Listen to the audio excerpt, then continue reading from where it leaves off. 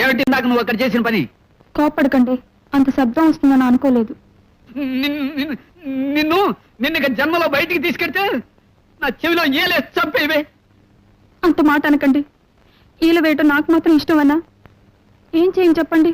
ఎక్కువ సంతోషం కానీ బాధ కానీ కలిగినప్పుడు వేళ్ళు వాటంతటా అవే దగ్గర అవుతాయి, నోటి దగ్గరికి వెళ్ళిపోతాయి. లోపల నుంచి గాలి వస్తుంది, బయటికి శబ్దం వస్తుంది. ఇవన్నీ నాకు తెలియకుండానే జరిగిపోతాయండి. నా వల్ల కాదే. ఏలేసే పెళ్ళాన్ని ఏలుకోలేను. ఇవాళ రేపో వకీల్ గారిని కలిసి నీకు విడాకులు ఇచ్చేస్తాను. అంటే ఏంటండి? కోర్టు వారు నీకు నాకు ఇక ఏ సంబంధం లేదని కాగితం ఇస్తారు. అది